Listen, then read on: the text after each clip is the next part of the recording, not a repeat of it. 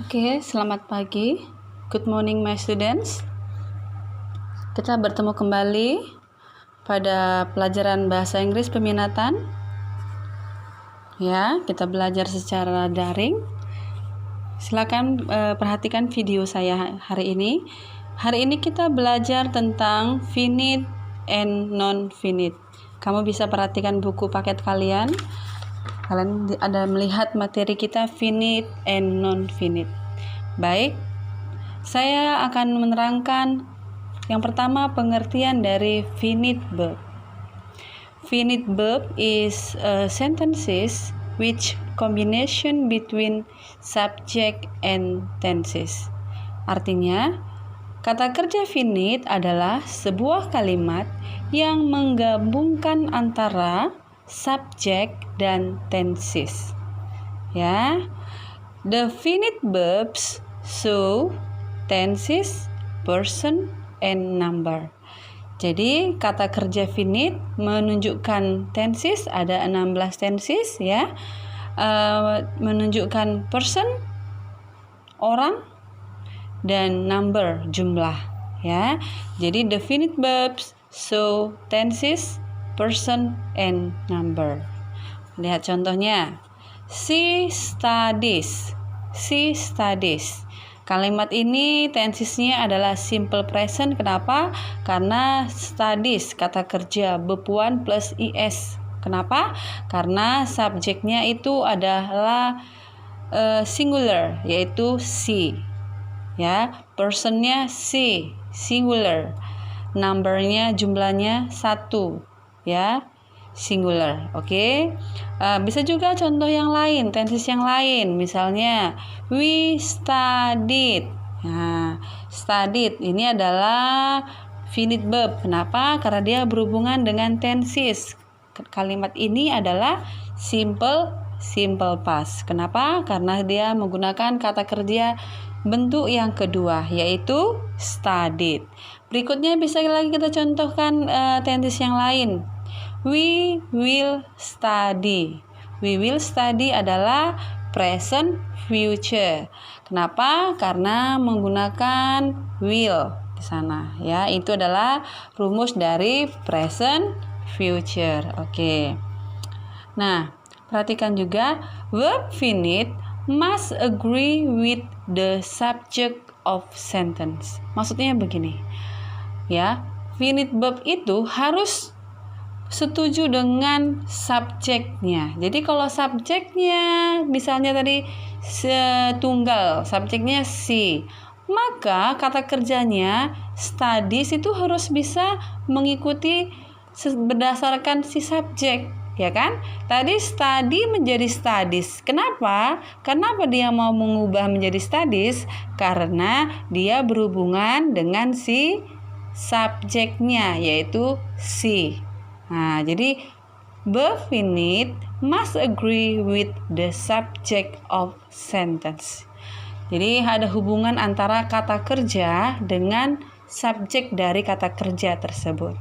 Oke. Nah, coba perhatikan ini ya. Nah, di sini saya akan membuat sebuah perbandingan sederhana dulu yang berhubungan dengan finite and non-finite. Contohnya, she asks us to study. Nah, kalimat ini lihat ada saya garis bawahi kata ask dan to study. Kalimat kata yang pertama, yang tanda pertama yaitu ask. Ask adalah finite. Kenapa? Karena dia merupakan kata kerja yang menggunakan tenses, yaitu simple past. Nah, ada juga kata to study. To study itu adalah non-finite. Kenapa? Ini to study not main verb atau tidak kata kerja utama. Dia tidak tenses, tidak ada tenses pakai to study. Ya, jadi to study itu not finite. Kenapa? Karena dia tidak sebagai kata kerja utama dan dia tidak berhubungan dengan tenses. Oke. Jadi itu dulu. Nah, yang kedua adalah non-finite verbs. Apa itu non? Berarti tidak, ya.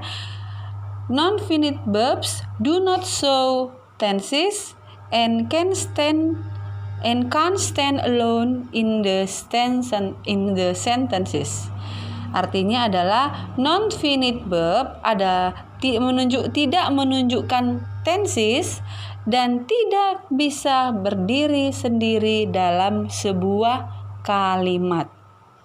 Non-finite have no agreement with the subject, with the tenses, and with the number. Jadi non-finite itu tidak ada kerjasama dengan yang namanya subjek, yang namanya tenses, yang namanya jumlah. Tidak ada hubungannya. Mereka tidak ada hubungan. Beda dengan finite tadi, ya. Finite tadi berhubungan dengan subjek, berhubungan dengan tenses, berhubungan dengan jumlah, ya. Non-finite verbs cannot perform actions as the independent clause. Artinya adalah non-finite verbs atau kata kerja non-finite tidak menunjukkan tindakan sebagai kata kerja atau sebagai kalimat atau klausa yang berdiri sendiri. Maksudnya adalah non-finite itu tidak bisa berdiri sendiri sebagai sebuah kalimat. Kenapa? Karena dia tidak menunjukkan sebuah action, ya. Cannot perform action. Nah, sekarang mari kita lihat function of non-finite verb. Fungsi dari non-finite verb. Fungsinya ada 3. Yang pertama, berfungsi sebagai noun atau kata benda, berfungsi sebagai adjektif atau kata sifat, dan berfungsi sebagai adverb atau sebagai kata keterangan, ya. There are 3 kinds of non-finite verbs. Ada 3 jenis dari kata kerja non-finite. Yang pertama yaitu gerund. Gerund is a verb noun ending with ing. Gerund adalah sebuah kata kerja berfungsi sebagai kata benda yang berakhiran dengan kata ing. Contohnya walking, sleeping. Walking, sleeping di sini adalah gerund dan berfungsi sebagai noun. Contoh, shopping is my favorite activity. Shopping adalah kegiatan kesukaan saya. Maka di sini sudah saya garis bawahi, shopping berfungsi sebagai gerund dan dia adalah non-finite verb, ya. Yang kedua, jenis yang kedua dari non-finite yaitu infinitive. Infinitive consists of 2 plus verb or base form. Jadi maksudnya adalah infinitive itu terdiri dari kata to ditambah kata kerja dasar atau dalam kurung di sini bahasa Inggrisnya adalah base form. Kata kerja dasar. Contoh, lihat. She was tired to work. Saya garis bawahi ada kata to work. To work itu adalah infinitive. To tambah work. Work itu adalah verb, berfungsi sebagai base form. Ya, walaupun dia di situ work adalah kata kerja, tapi dia di sini bukanlah sebuah finite karena dia tidak berhubungan dengan tenses, ya. Nah, jadi coba saya lihat ini, lihat. She was tired to work. She was tired berfungsi sebagai finite, yaitu tenses simple past. To work itu adalah non-finite. Kenapa? Karena dia sebagai to infinitive. Sebagai to infinitive, ya. Oke, contoh satu lagi. I don't have a gown to wear. I don't have a gown to wear. Don't have sebagai finite. Kenapa? Karena dia merupakan tenses simple present dan sebagai main verb, kata kerja utama. Dan di sini ada kata to wear adalah non-finite. Kenapa? Karena dia to tambah infinitive. Dia tidak berfungsi sebagai action, ya, tapi dia hanya berfungsi sebagai adverb, ya, kata keterangan. Oke, maka kalau dia berfungsi sebagai noun, berfungsi sebagai adjective, berfungsi sebagai adverb, maka itu adalah non-infinitive.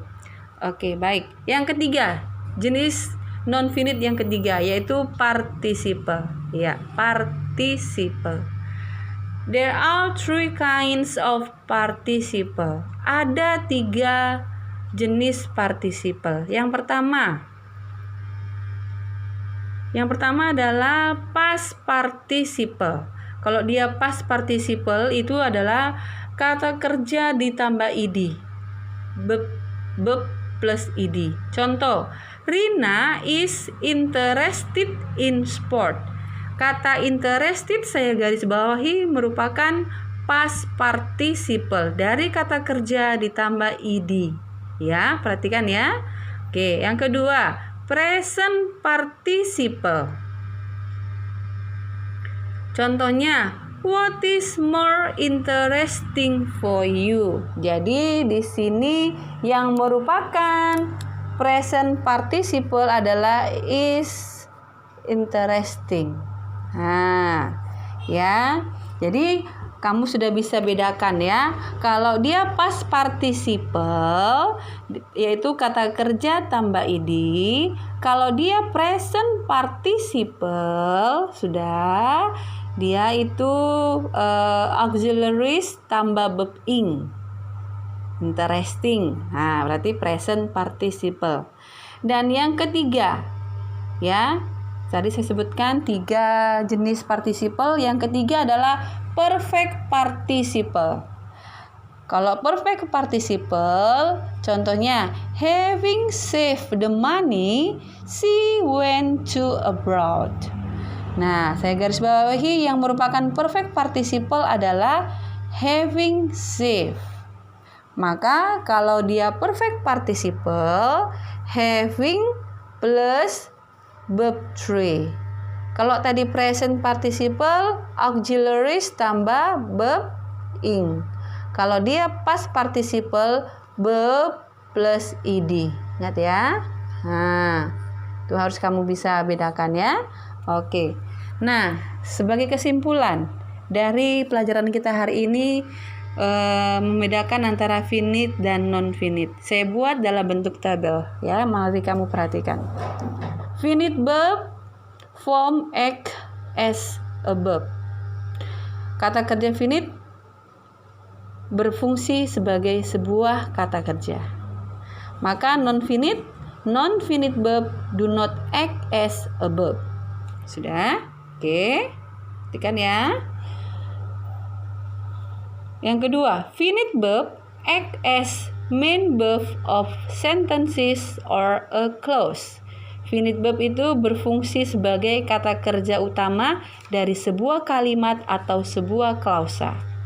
Maka non-finite verb act as a noun, adverb, and adjective. Non-finite verb berfungsi sebagai kata benda, kata keterangan, dan kata sifat. Oke, yang ketiga kesimpulannya. Finite verbs agree with number, person, and tenses of subject. Ya, finite verbs agree with number, person, and tenses of subject. Finite verb itu berhubungan atau saling bekerja sama dengan yang namanya jumlah, dengan person, orangnya, dan tenses dalam sebuah atau dari sebuah kalimat. Sedangkan non-finite verb do not show the agreement with a subject. Kata kerja non-finite tidak berhubungan dengan namanya subjek, tidak berhubungan dengan number, tidak berhubungan dengan person, tidak berhubungan dengan tenses, dan tidak berfungsi sebagai action atau tindakan. Itu ya. Ya, sudah cukup sekian dulu penjelasan saya pagi hari ini tentang finite dan non-finite. Silakan kalian pelajarin, kalian ulang-ulangi rekaman saya ya. Mudah-mudahan kalian mengerti setelah mendengarkan penjelasan dari saya tentang finite dan non-finite. Oke, cukup sekian penjelasan dari Mem pada pagi hari ini. Thank you very much and good morning.